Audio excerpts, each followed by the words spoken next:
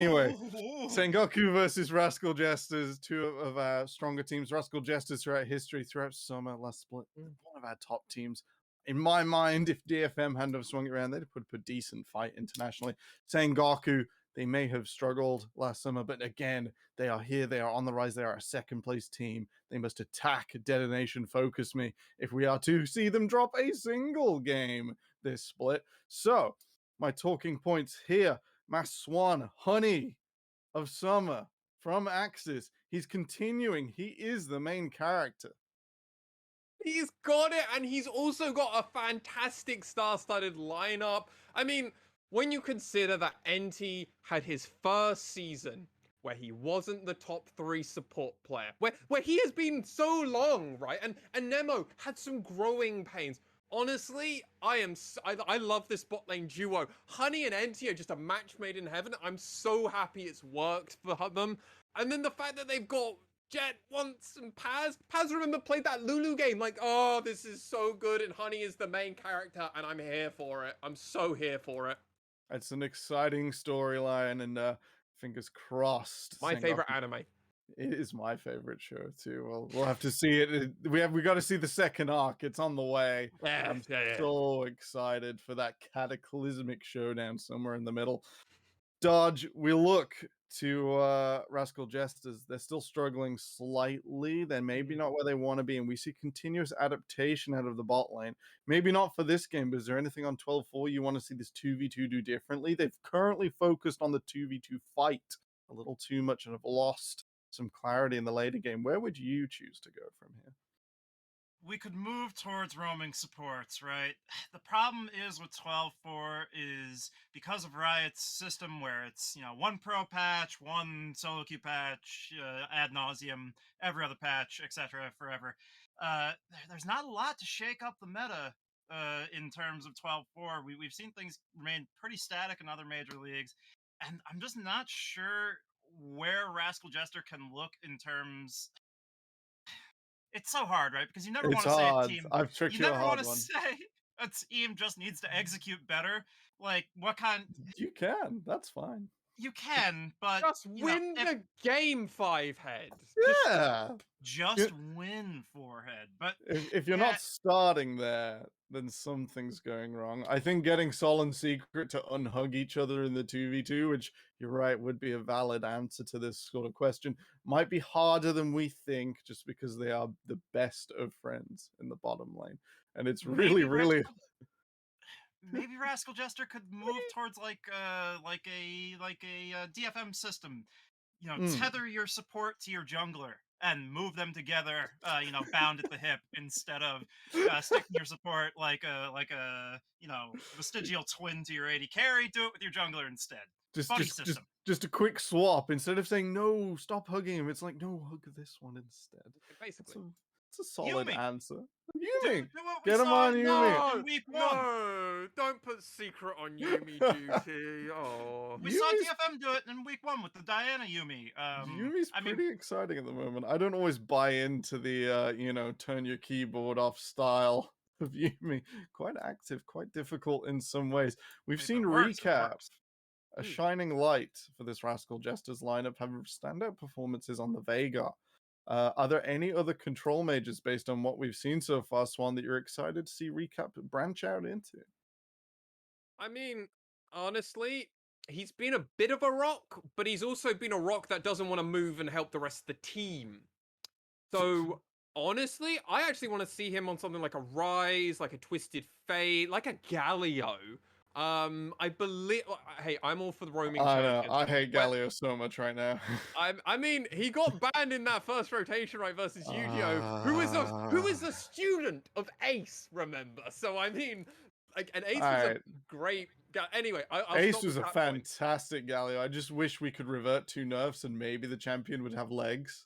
Yeah, and we've already seen Recap play one game of Rise, right? To bring Yeah. it back to that. So I would like to see more roaming champions from Recap so he can kind of assist the team more. Or just on champions that get priority in lane. Because playing that Veigar, yeah, he had a great performance, but you also kind of got out-rotated in the early game. So not a good spot. And that's where the bot lane of Rascal Jester has been struggling so much because the other laners have been rotating, and Yaharong just did a perfect example of what that good rotation looks like. Whereas Yu-Gi-Oh showed more the recap way of doing it. Fair enough. So, Swan, you want to see recap firing on all cylinders from minute one, not taking 20 minutes to get there. Dodge, how do you think RJ are going to attack? We've gone over the 2v2 that likes to sort of play together, play for the 2v2. Played Lucian Nami in recent games. Played Caitlyn last week, one of the few teams to play instead of Bannett. A pretty solid top side. Kanadu? Am I losing my No, brain? I know. Sorry, yeah, Kanadu's left. It's Eno now. Eno, a rich gangplank. How would you like to see them attack this side of Sengoku that has a strong mid, a strong bot lane, but otherwise no overall identity to speak of? I'd really like to see RJ go after Thresh and Tom Kench. We're in a hyper carry bot lane meta. Jinx and Aphelios are amazing. Zeri is great. Zeri should be banned anyway, because she's just so powerful and she offers lots of self peel. But Enti is historically a really big Thresh TK player. And one of the fall offs that Sengoku had last year when they went from being a pretty decent team in spring to not very good at all in summer was, in my opinion, a result of Tom Kench's power being shifted away from that support role and towards the top lane. It wasn't viable for Enti to pick that one up anymore. And then his Thresh the ban priority of Thresh against him went up like 30% from spring to summer. So I think the old formula should be the new formula. Honey needs to have the legs cut out from under him. Can't allow him to be peeled for, can't allow him to carry. Gotta go after those peeling supports. So rather than attack the hyper carry and the more flexible support system, you want to see maybe one of those champions banned away, the other picked, or maybe Nautilus at 12.4, 12.3 sort of attack vector onto our Threshers, onto our Tom Kenches employed, and try and break Sengoku where you could say they had crashed and burned before. Oh no. I know, it's awful. Usually I'm the one making terrible puns on broadcast. That was a taste of my own medicine. I can't say I liked it very much. It's hard. Sengoku's poetry of last summer, and it is poetry, and was a brutal tragedy. Really, really has thrown me for six here. That's something I didn't know I wanted to remember this morning. It's a hard job. Somebody has to do it. True.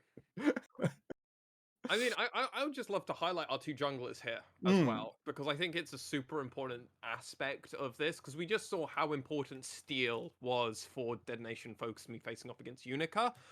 Once has been having a fantastic, almost revitalizing performance after having kind of a difficult tenureship on Burning Core, whereas Hachimecha is kind of coming off of maybe one of the best years of their career on Rascal Jester last year.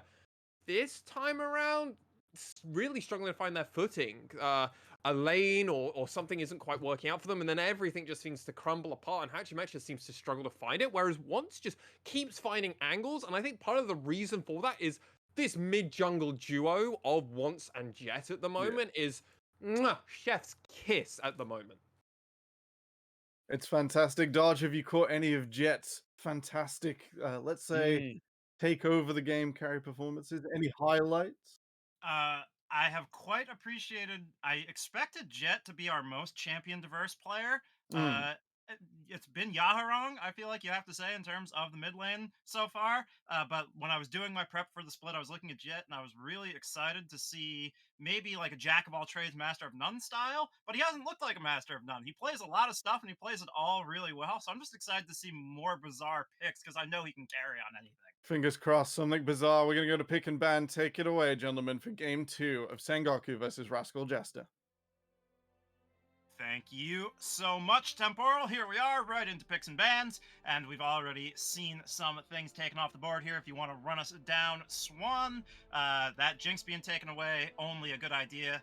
I mean, it's Honey's namesake champion. If he could ever get a world skin, if it wasn't Jinx, I would be extremely disappointed. So much history. It was the champion that revitalized and honestly changed the region last year. 2021 summer was affected. Remember, the hypercarry bot lane meta came in, the Poppy ban coming out. I mean, Hachimecha has played Poppy's jungle in the past. It's also a support ban technically for anything crazy, and Soul and Secret are the kind of bot lane they would do, but Zeri was left open.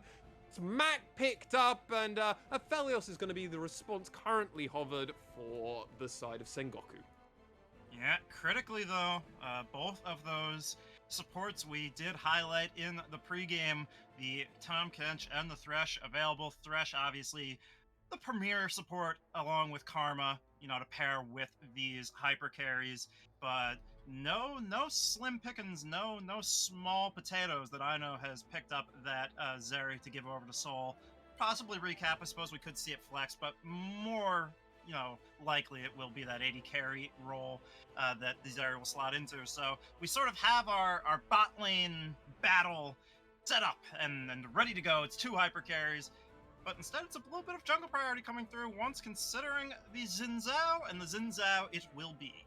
Yeah, I mean, Xin Zhao Ultimate is just so effective against the Zeri. Now, I'm of the school of thought that you should pick something like a Camille just to have extra lockdown, because that's what you need to have against a champion like Zeri. If you have effective lockdown which prevents her from getting out, you're in the spot where you are telling the Zeri that you have to fight in here. And if you can't have a long team fight, you're going to be in an awkward spot. We'll have to see the direction they go with. They have gone for that Xin Zhao.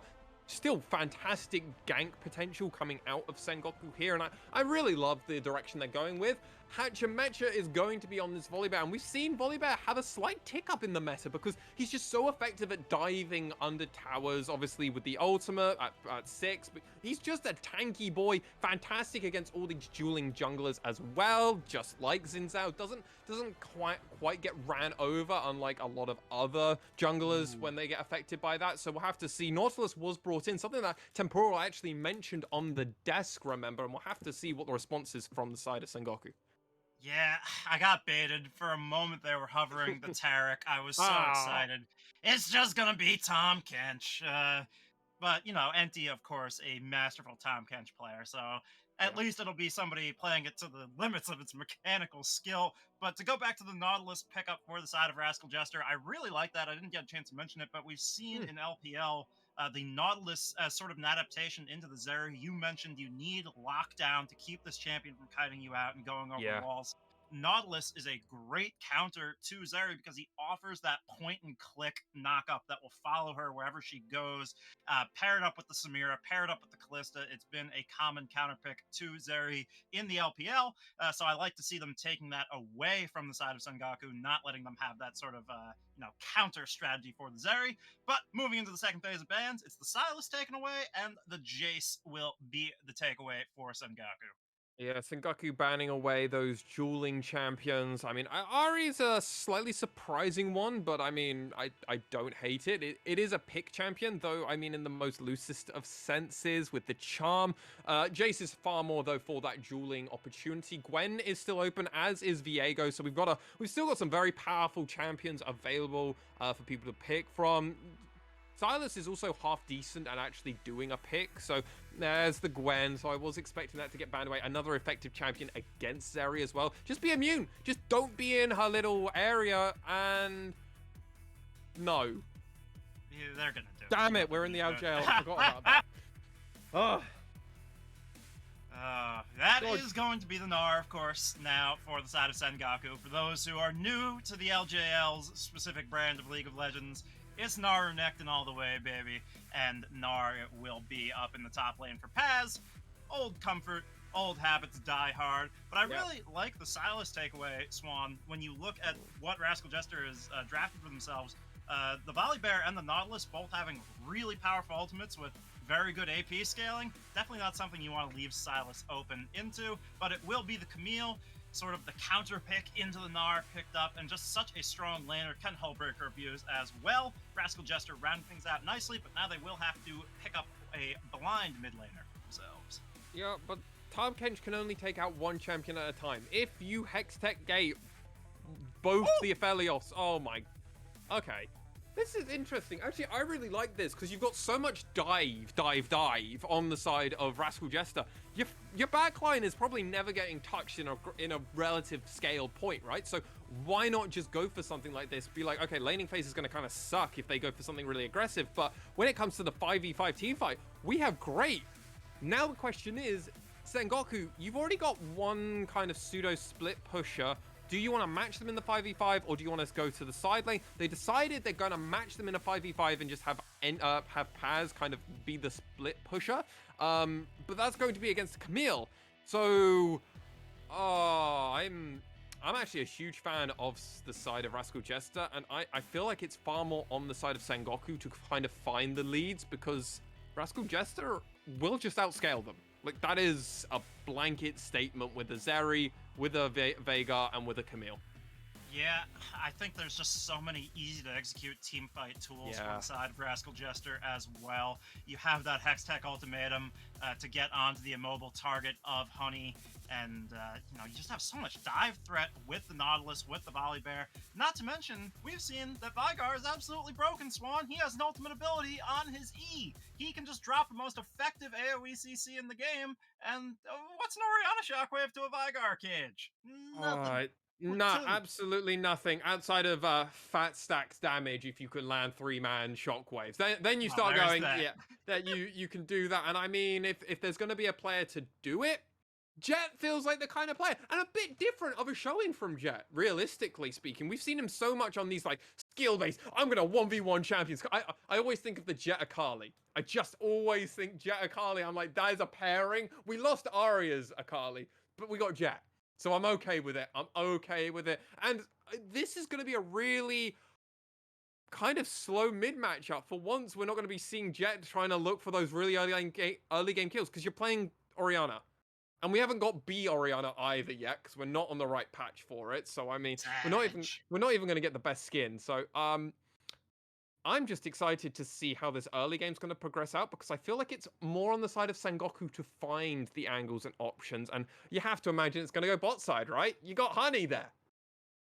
Yeah, especially Rascal Jester, we've seen always willing to play through the bot lane as well and match that head on.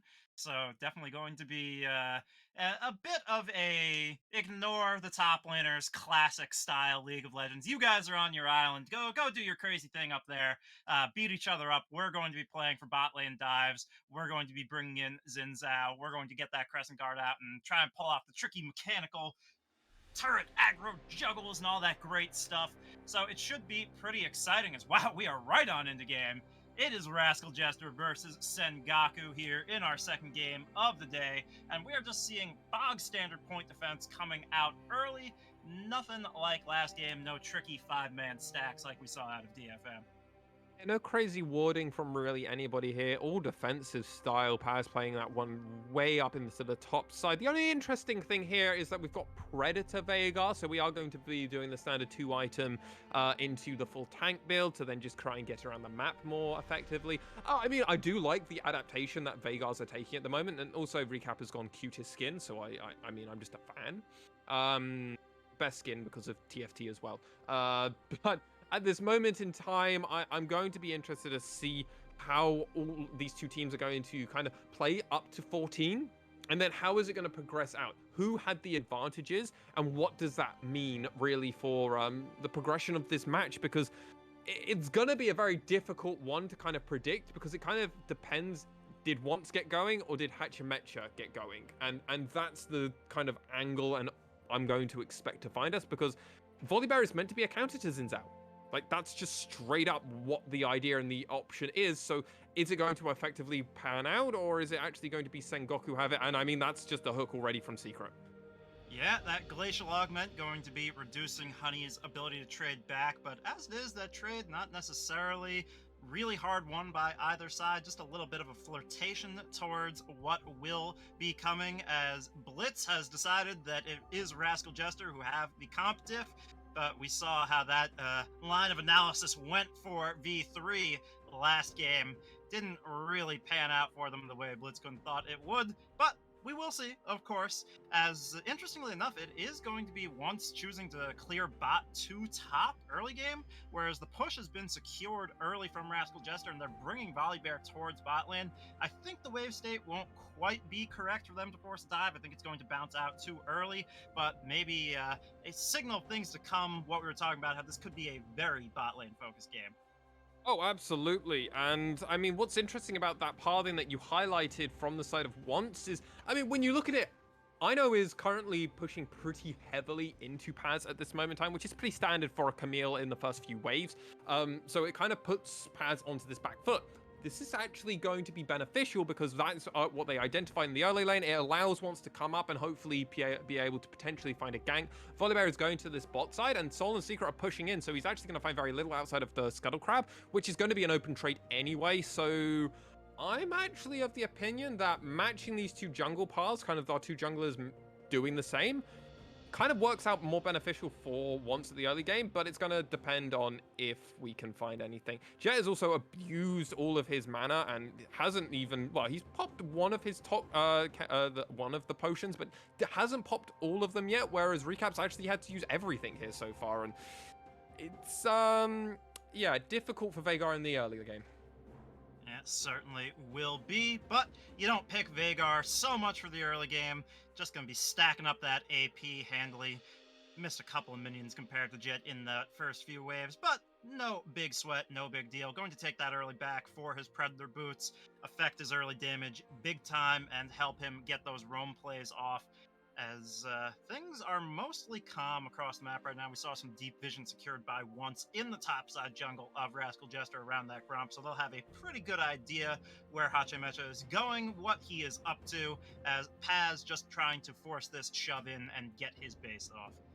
Yeah, Paz did not manage his wave effectively enough for a freeze to actually keep it topside, so Once could do his full clear and actually rotate around. And I mean, the call was also just clearly made from the side of Sengoku. It's like, it's just not worth trying to find something and for you to skip red and to just try and come up for a straight gank, because they just wouldn't have the power for it. So at this moment in time, Ino has had to go flash TP, so we haven't got an ignite, remember, which is common from a lot of Camille's at this moment in time. So it's going to help Paz significantly in this dueling aspect, whereas they've also gone flash TP, but you kind of have to as a Gnar in a lot of spots. So at the moment, we're quiet. We're basically identical on gold advantage. It's measured. Yeah, this just favors Rascal Jester because they just scale better.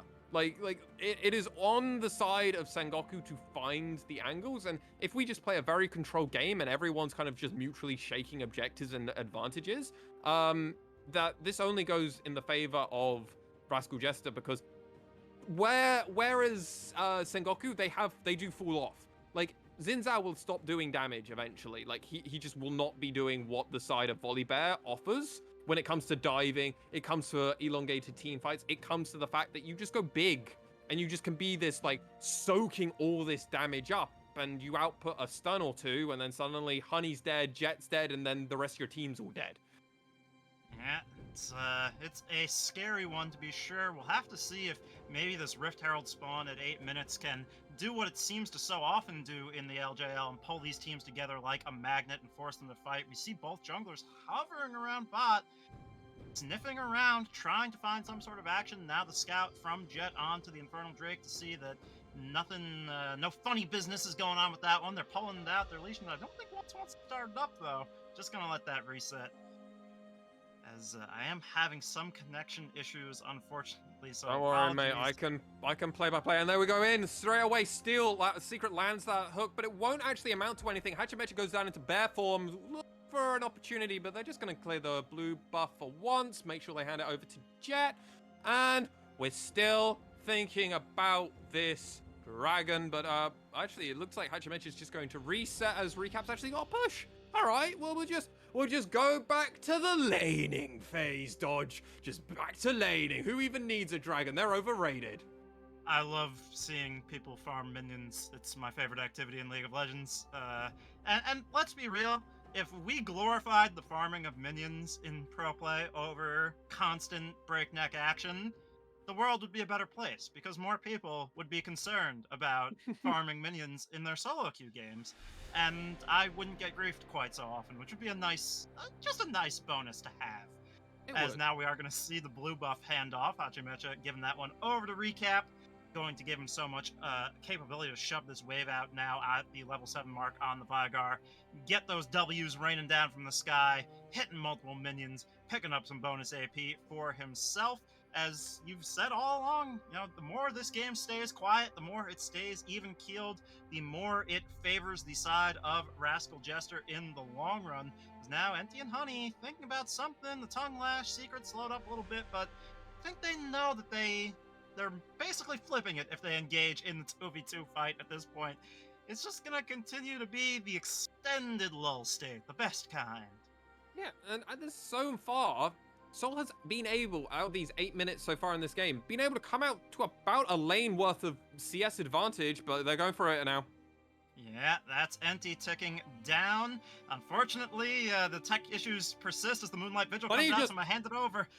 Honey goes for it, he pushes forward, but he's not able to find the extra bit of damage, but guess who has flash? It's gonna be Honey, and he always loves to go for these flashing knights. Oh my god, hook lands from Secret, and they get the first blood! So, what are you doing? That's a double kill for the side of Rascal Jester in the bot lane. Secret grabs the first one, solved for the second, and Hachimecha was shadowing that whole time. It means that Hachimecha is going to be able to come up to this bot side, up to this mid lane, and then think, hey, why not I just do this dragon as we come into this replay, and the hooks from Secret are clean. And you mentioned this is why people take this Nautilus to get Xerries, right? But he does the reverse. He just did it onto Enti, and they just played the fight straight up, immediately popping the ultimate. So Sol was getting all that extra damage, the extra movement speed and everything.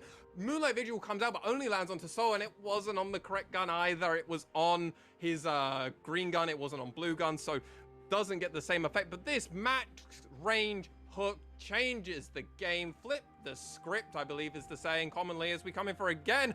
Oh my god, speaking another of hooks. Sorry, I didn't mean to cut you off there. No, mate, I thought you could take it. Hell no. No, fine. My apologies. The hooks have just been so compelling from Secret so far. It's been a masterclass in Nautilus come over here moves. As you know, Rascal Jester, they're the ones finding these early advantages. That is the exact opposite of what you want if you're rooting for the Sengoku boys in red. And yeah, it's not looking great when the Zeri is the benefactor of that early gold in those early plays as well. It's not. I am going to ask our producer, can you check the Discord chat?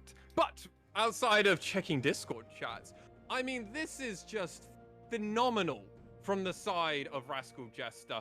You mentioned it, they don't want that. You can't have them have the early game lead. And what's even better is this feels like it's a new page for Rascal Jester so far. Like, this game feels different from their other games, like that we've seen this spring split so far. They felt like sometimes they were in control, but against like Burning Core most recently, it felt like they were always playing like a step behind. They weren't playing the same way that they had played. And remember, 4 out of these 5 members were in the original version of Rascal Jester from 2020, where they 2021, where they looked so strong, they looked so dominant. They're starting to feel like that same version again, that same vibe is going. And the fact that Aino is able to play the same champion pool that Kinatsu plays is a really useful advantage for them. They have dueling in the top lane, whereas a lot of other top laners in the LJL, they don't play these dueling champions like the Camille. Aino will do that. Very few other players in the region will do that outside of Ebi and Kinatsu. So this is fantastic for Rascal Jester, and I'm really happy to see it, because I was so worried that maybe they weren't the same version. They weren't the same team that we all loved and expected to have a top 3 performance from.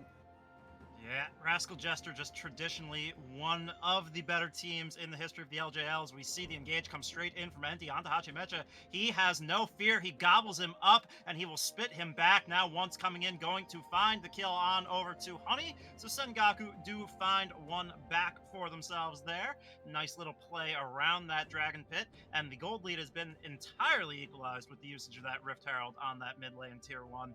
But, you know, it is, you know, heartwarming to see, as you do point out, Swan, that Rascal Jester's still up for the challenge, looking strong so far in this game, because Sengoku and Rascal Jester are kind of seen as the only teams that might have the possibility, based on performance so far, of standing up to DFM in the long run.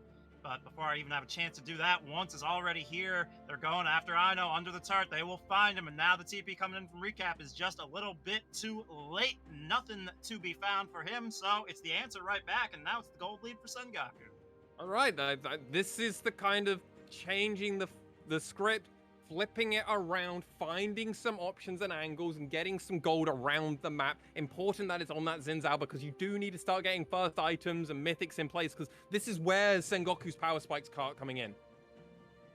Yeah, definitely going to be a little bit more interesting now that they have found some of that early advantage that you were speaking about in the draft phase.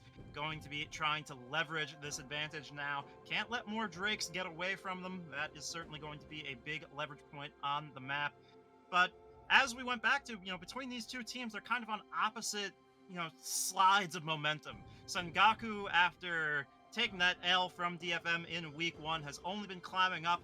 Rascal Jester looked to rebound for a while after their loss to DFM in week 1, but then they've kind of been on the backslide. They need to sort of get things back on track, and this win would be such a huge way of doing just that, and going to be very, very critical for them to do so, as we are just getting some tech stuff sorted out, but I think we do have a clean stream now. Big thank yous to Temporal for that.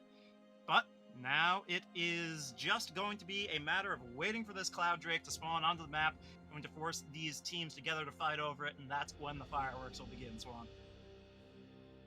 At this moment in time, though, Rascal Jester still have that they still have the Infernal Drake. Cloud Drake is coming up in a minute. We are 5 minutes behind where those dragons should be, Dodge. Like, this is not what the script was. Remember, we did that awkward fight at 7 minutes and we didn't go for it. But recap, oh dear.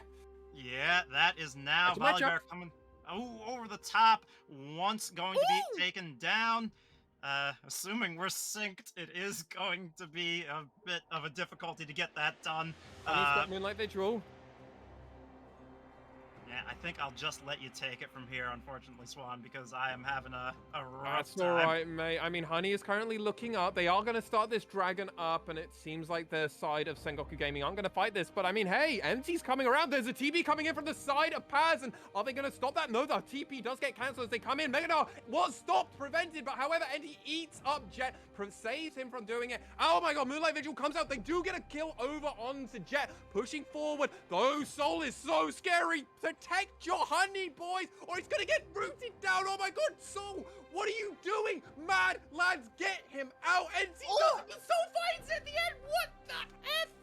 Oh, preventing that teleport from Paz, who had the mega, was huge. I don't know what you did for it, but you saved that team fight for your side. Huge pickup, and important thing to note, Dodge, Hachamecha got that Cloud Drake.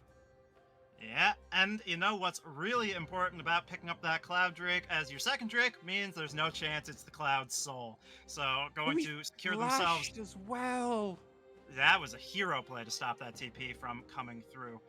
Coming out from the top laner of Ino there. But yeah, it's going to be Ocean Soul coming out. So Rascal Jester, with their inherent scaling advantage already, starting the Drake stacking with a very powerful Soul, could be very big news for them, as now the second Rift Herald is on the map. So we see that nice little snipe that Soul did manage to find over onto Honey over the wall with Zeri, very balanced champion. But now we might see even more team fighting real soon over Shirley. See if she can be unleashed to start cracking down some of these tier 1s, find a first turret bonus for one of these teams. If you're going to stack gold onto any champion, Zeri is probably the most scariest one at this moment on 12.3 to put all your eggs into one basket. I mean, if you're Sengoku, you're looking at Soul at the moment going, yeah, that's the one guy we didn't want to put all the gold on. Like that's like the one guy. If it's on the Vega, fine. Recap just has press R, kill somebody. But we can actually deal with that hilariously. Like, we have tools. Tom Kent, if NT is fast enough, we can just eat them and prevent that ult. Like, we actually have options and angles out of that. Soul having all the gold? This is more difficult. He's got a lot of peel, as we've already mentioned. There's that cage. There's NT with the secret with the hook. Hachamecha can just be a real awkward bodyguard. Ino is happy to dive really deep, as we've already seen when there's just in the 1v1 versus pass. He's willing to flash ult to prevent a TP from coming in. So he's willing to do whatever his team requires him to do. So when you can imagine the team fights, I know we'll just push, TP in, and we'll just play the front line, or we'll try and find the flanks. Even if he dies, if Soul's able to get a few kills going, it could be devastating. I love the build path as well from Soul. I mean, it's the only build path from 12.3 for Zeri, so everything's just coming up, Soul. And Honey, what are you going to do here, buddy? You're not on your Jinx, so it's a bit more awkward, but you're on an Aphelios, you've got hyper carry potentials, and we do know what you can do. It's just these first items, it's not the same kind of champion. Zeri versus Aphelios just isn't the same, and this isn't Mr. 200 years from a season ago, really. Yeah, definitely not, as Rascal Jester are going to pick up that second Rift Herald for themselves. Plates having fallen 4 minutes ago, not going to be as valuable, especially if one of their tier 1s gets cracked before they can use it to do the same, but going to be interesting to see what lane they do put that down into, if they are going to continue the funneling into Soul, right, as you mentioned. And I think there are two variations. They're very slight, but there are two variations, right, of the Zeri build, and I quite like this one, where you take that Tiamat into what looks to be Titanic Hydra, based off of that giant spell, as opposed to the Ravenous Hydra, which I don't like quite as much. I think you needed more tank stats as opposed to the sustain from the Ravenous. But yeah, it's all as you pointed out. Soul is just, you know, running the map so far, and we've said that maybe him and Secret need to separate a little bit, but between the hook plays and the Zeri always being there, it feels like to follow up, definitely doing wonders for them so Secret's far in this game. Yeah. As Paz locked up under turret, Secret flashing, going to get that ult out. The depth charge come follow him all the way, I know, over the wall to get him. That was a nice sequence of plays coming out from Rascal Jester. They pick up another one around the top side. Paz punished for his impudence. Yeah, and going really deep there, and Hachimecha being there, Secret going up, like, so much difficult side for the side of Sengoku Gaming, and Paz just getting caught out for being a bit too far up, not having full availability, not having deeper vision. Like, he's got the river warded. Yeah, cool, but if you don't use that vision to know that Secret's coming up and get away more effectively, yeah, that just happens. He walked a long way, and you paid the ultimate sacrifice, Paz, and was it worth it? Would you do it again? Because I don't think you would, buddy. And Enty's trying to find and dip, duck, and dive, but it's going to be really hard for the side of Sengoku to actually find something when you don't really have much engage. Like, what is your engage? Nah finding a flank? It's so conditional. Once going forward, Enty being core JJ and just landing a two-man knock-up on a Tom Kench. Like, you got to be kind of cracked to do it, but I mean, this is one way to get them to come into you. Start that dragon first. Yeah, definitely so, but once maybe getting a bit dissuaded from continuing to do that dragon. And it's interesting, Swan, because this is a point I always bring up, is they are right back on the dragon. They're going to pick it up for themselves, a nice little takeaway, but can Rascal Jester do anything TP. about it? Mega in! The cage, though. The cage is Ooh, strong. Enty with the save! But I mean, Hachimechi's just going to keep coming forward. He's going to go golden to prevent it, but Soul is still empowered. He popped that ultimate at the very beginning, and he's jumping over the wall. He's looking for everything. Jet, you're taking a lot of damage. Oh my god, Enty, you're taking even more. I know, it's looking for it so much. Moonlight Vigil comes out, but they're able to just force that turret. Oh my god, Honey, you are playing out your mind. And the mid turret does go down, but Honey was the benefactor. 2 kills over the side of Sengoku, and that dragon. Losing the mid turret is not ideal, but we're 21 minutes into this game. It's a fine trade, relatively speaking, because you've been knocking on that mid door for a long while for the side of Sengoku, so you're probably going to get that trade anyway, and actually overall favored Sengoku. It was on a knife's edge for a lot of but Dodge, they came out on top, and they needed that one. They really needed it. Yeah, they pulled off the heist, so to speak, and it goes back to, as we do see the TP come in from Paz, and he gets the nice Mega Gnar ultimate to find a stun and just liver Hachimecha where they need him. And then Enty, of course, as we pointed out in the pre-show and in draft, right? He's such a good Tom Kench player, able to peel for his team there, take one for the team, and gives, gives that peeling presence to get his team out in that situation. let them pick up that win that they oh so desperately needed to stay afloat in this game. But it goes back to execution, as we were talking about right before that dragon fight, which is that it's so much harder to execute and engage from the side of Sengoku. And I talk about this all the time when I'm casting North American Amateur. I didn't think it would be a point that would need to be applied to the LJL level, but sometimes it's true that you need to cast or draft yourself non-conditional engages. There's some action going down.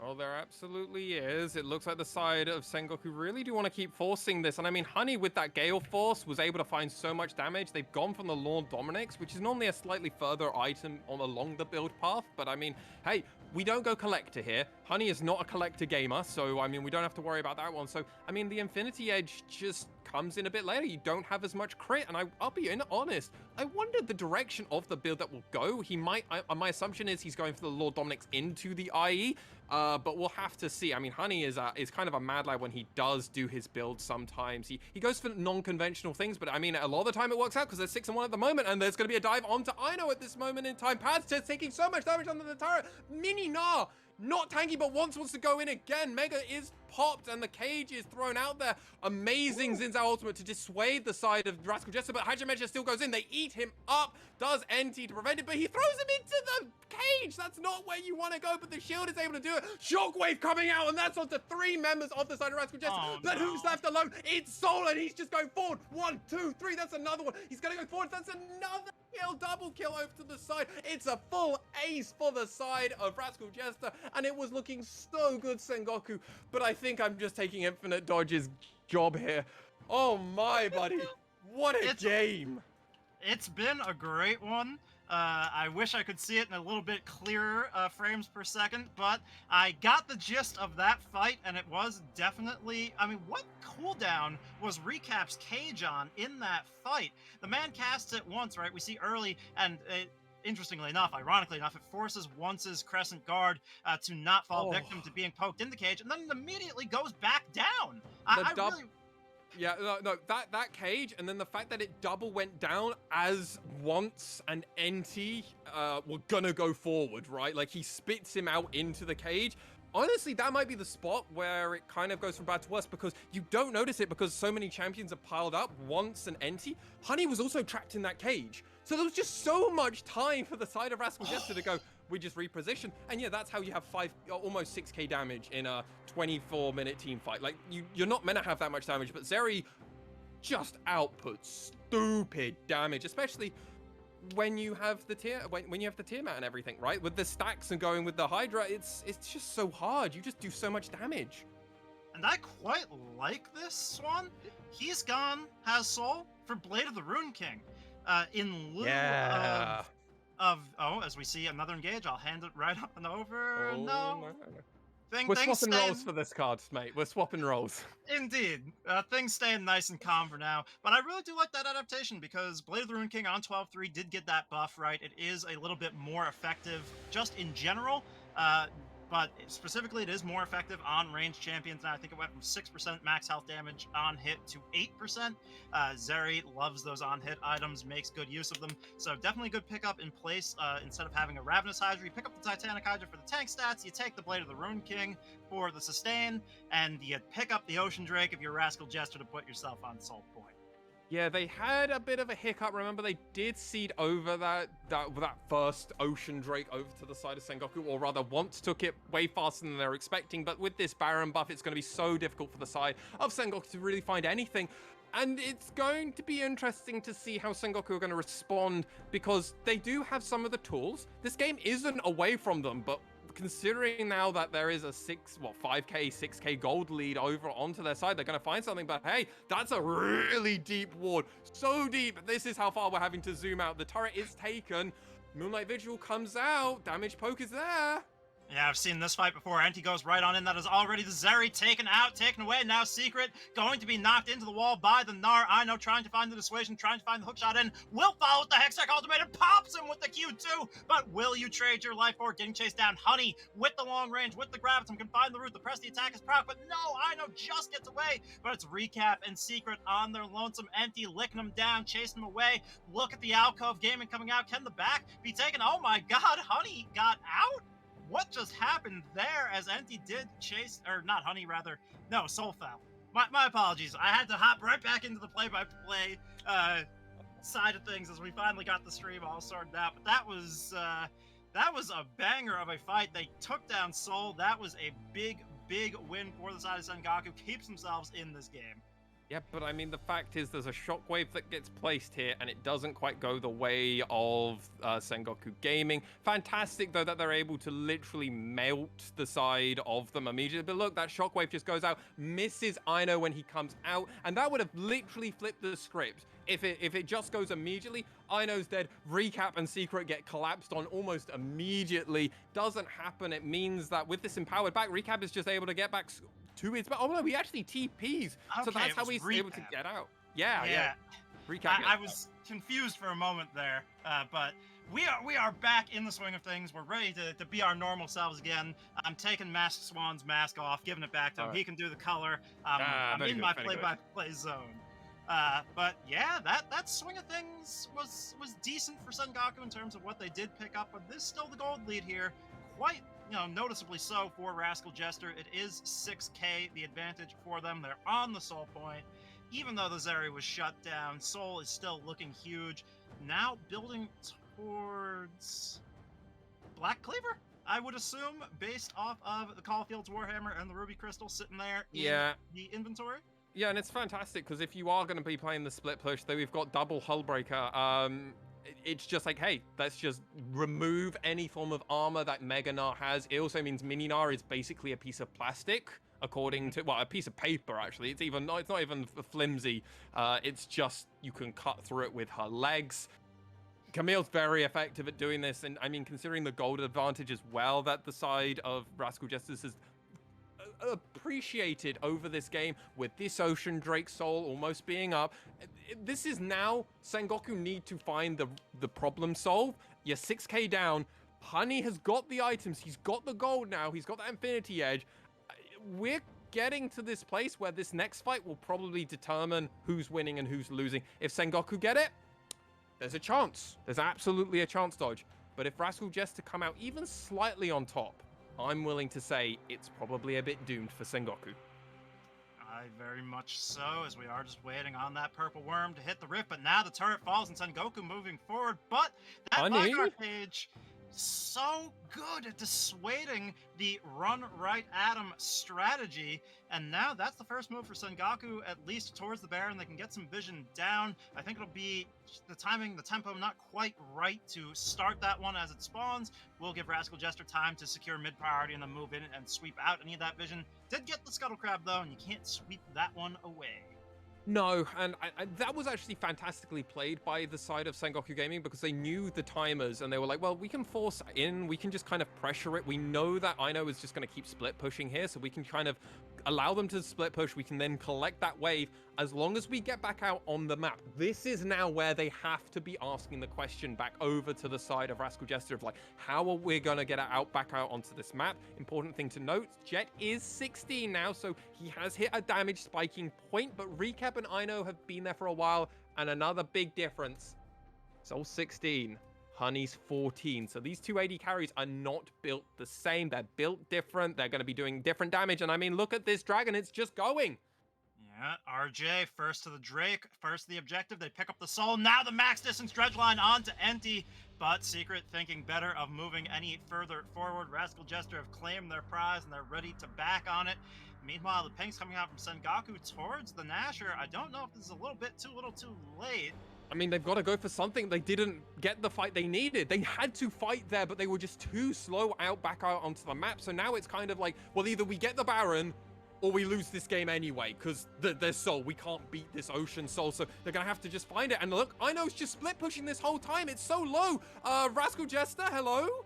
Yeah, the cage coming out, but look, Hache Mecha too late into the pit. Going to have to flash right back over the wall, but now Secret not wanting to let them go away. Gets Gnar ulted into the wall, but that's already Paz going golden. Once will fall. God. Paz trying to escort the exit, but Honey was free firing, but not any longer. No, he returns it on to Soul. It's AD carry versus AD carry combat, but the Hextech ultimatum locks him in place to seal his doom.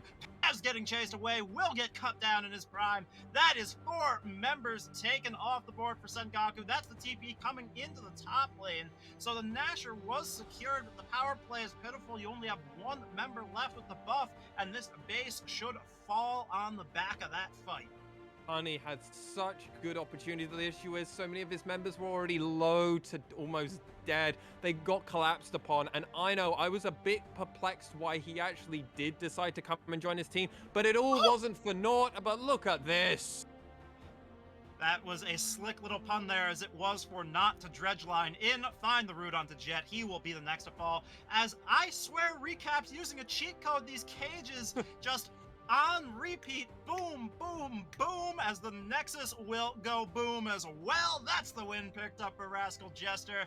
They reset their momentum, they stop Sengoku in their tracks, and they move to 4-4 in the LJL. Up, down, left, right, B, A, select, start. Zeri and Sol definitely had the Konami code on, and I'm pretty sure Recap was also doing it as well. What a performance. And honestly, a much needed sign from the side of Rascal Jester, because if we didn't see a sign like this from them versus Sengoku Gaming, who, remember, have only lost to Detonation Focus Me, we needed to see a sign from them. It's a very positive sign. And they attacked, honestly, before we went onto the Rift, in that pick and ban phase, right? They had a distinctive line of play. You highlighted that Veigar as well. They were able to get it. They got the Zeri as well, B1, and they kind of just capitalized on the opportunities that they had from beginning. Yeah, I hope Sengoku will think better of letting Zeri through on red side ever again, because I don't want to see that. That is for sure. I'm sure all of my fellow Sengoku I mean, it's fun to don't want watch. see it either. It's fun to watch it pop off, but not when you're on the enemy team, that's for sure. But yeah, Sengoku getting felled in the midst of a hot streak, and Rascal Jester being the beneficiary. So it's looking like that triumvirate near the top, with DFM sitting squarely above. But Rascal Jester and Sengoku definitely both teams to watch. It was a great one to see. We are going to throw it to a short break before we go back to the desk, so stay right where you are. We got more great games coming your way right after this.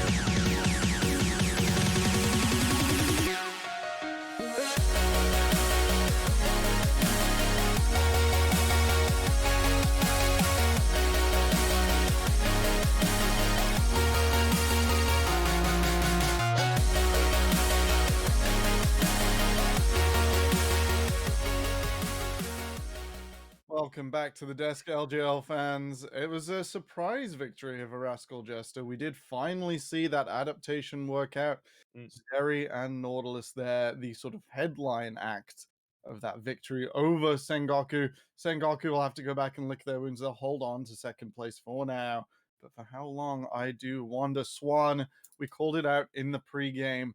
Nautilus could be the angle, the way to attack this super safe hyperscaling Sengoku style. And we saw it locked in draft. I wrote down effective question mark. Would you agree that the answer was yes? When Secret lands max range dredge lines on a routine basis, when that's just him just going like getting rid of some of the rust and the flex and just kind of making sure Nautilus is like getting the max range dredge line. Yeah, absolutely, it was fantastic, and it punished Honey occasionally, which is normally the only angle that you can normally beat Sengoku. It worked. Punish Honey, and suddenly the victory doors start opening up, and I mean, I want to just go on to one thing. You can you can shut me up for this temporal, absolutely. But Jet wasn't in their back pocket this game. No, mono damage composition, quite easy to shut down with the Camille. Congratulations to RJM. Maybe the most active draft I've seen in the LJL so far. It was good response. Yeah, I would actually agree with you on that one. Yeah. It was good. It was good. That was Camille coming through was just like, nah, good, no more. Because I remember Dodge when we were talking, I was like, "Oh, I'd love Camille here for Sengoku," and then and then it was the other way around. It would have helped. Yeah. It would have actually given them more than one lane to play around. Dodge on the early game, especially, we saw Hachimacha pull out some standard Volibear stuff and just absolutely make Once's life a misery. Any particular point in the game you thought that really shone through? Well, unfortunately, a lot of the early game was a slideshow for me in terms of what I was getting in my feed. But Hachimecha, he has looked to me like one of the stronger members of this Rascal Jester assembly in terms of how they operate in the early games. It was a little bit late blooming in terms of the action in this game. We got that, that early lull state for a while. But the Volibear, you know, all right, I'm not gonna lie. I don't think the Volibear was that huge. I think it was all the bot for Rascal Jester based off that game. The Nautilus, to me, it was like the Volibear was just kind of following up on him, but that's fine. Hachimich is a great player. He can let his other teammates engage and follow up and do great things because you can just press that R button and jump on top of him from the sky, and you just need that setup for yourself. So I think Hachimich he did just fine. I've got to concur as well. Like that you don't use the Volibear ultimates to turn off turrets very often, and that's normally the reason that you pick it up. We didn't see a lot of dives. I thought he did perfectly fine job. I completely agree with you, Dodge. Like fine job, nothing amazing though from Hatcher. Okay, Enos Camille isolating the mono damage Aphelios time after time here was a pretty huge win condition for Rascal Jesters. Just Honey getting no breaks this game. 5-man depth charges straight into the cage. Really not a good time for the Aphelios one. No. Pain. Pain is the word of the day for that one, I feel. Dodge, like, what? Why was it so bad? Like, I struggle to sometimes understand because some of these early team fights I was doing the play-by-play for. So, I mean, I've got to cede it over to you, who was playing a bit more in depth for it. It's just so hard to operate, even with the Tom Kench that we did praise Enti for being very good for. And there were times he managed to save his carries in tense situations, but you're playing with so much zone control when it comes to the combination of the Vigar cage, of the Hex Tech ultimatum. You can bring Volibear in from any angle with that ultimate over walls, and he can come in and follow up on that CC so easily. They had so much easy to execute engage on the side of Rascal Jester, which is exactly what Sengoku was lacking in terms of their, their team composition. All they really had was conditional engage. Wind becomes lightning into a dash. Maybe the Gnar ultimate, but you have to play around the Rage bar. So I think it was just a little bit of an execution gap, and definitely a leaving Zeri open on red side gap, pairing it with all this point and click easy setup CC, and that's all she wrote. Zeri just got to free hit through the fights. It was kind of brutal in terms of draft. I'm not gonna lie.